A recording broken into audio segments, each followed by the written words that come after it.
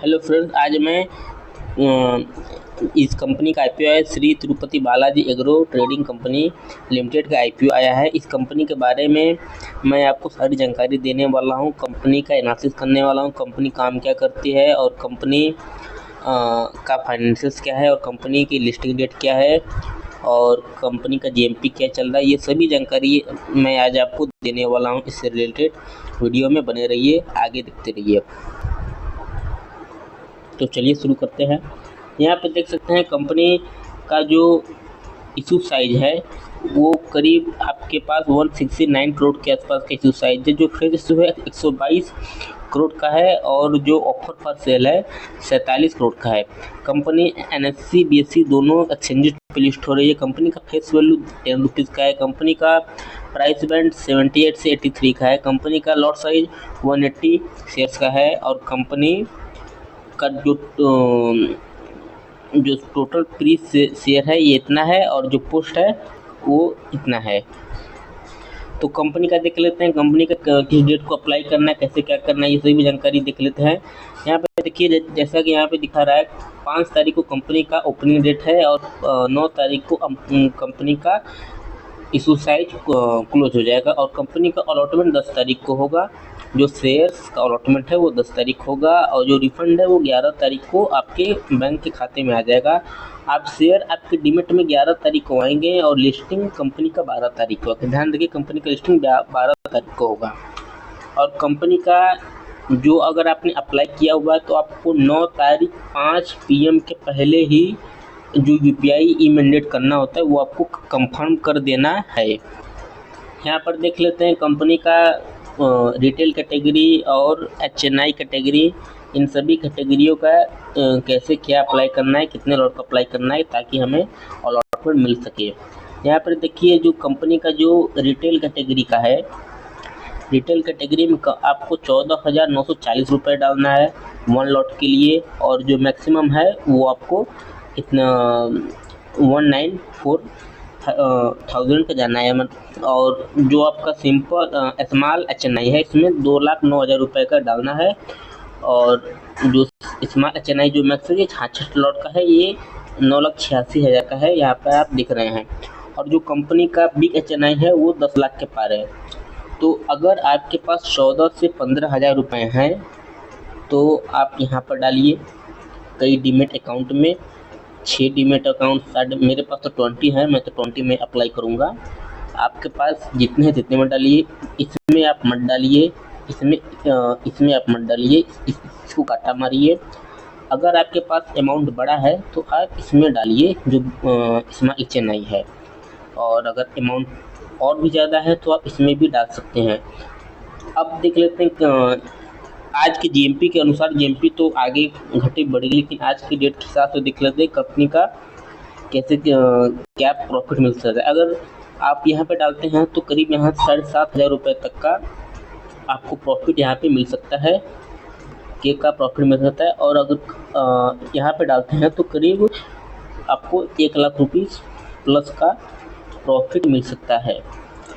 तो आप देख लीजिए आपको किस कैटेगरी में अप्लाई करना है, अलॉटमेंट मिलने पे इतना तक का प्रॉफिट हो सकता है। अब कंपनी का देख लेते हैं क्या किस कैटेगरी को कितना अलॉटमेंट मतलब शेयर ऑफर हो रहे हैं।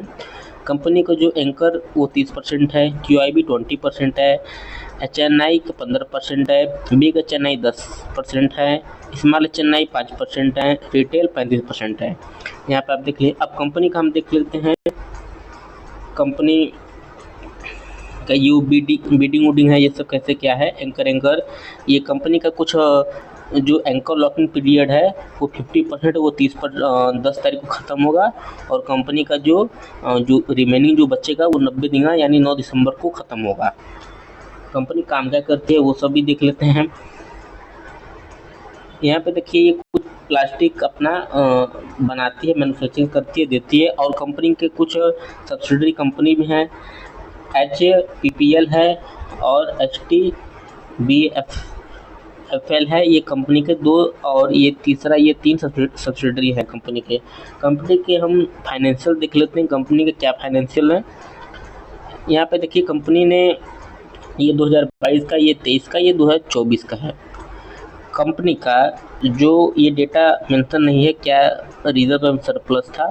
कंपनी का जो रेवेन्यू है 435, 478, 552, इतना, ये सब डेटा ध्यान रखिए, ये सब करोड़ में है। यानी कंपनी का रेवेन्यू बढ़ा हुआ है और कंपनी का जो रेवेन्यू है वो बहुत स्लो बढ़ रहा है।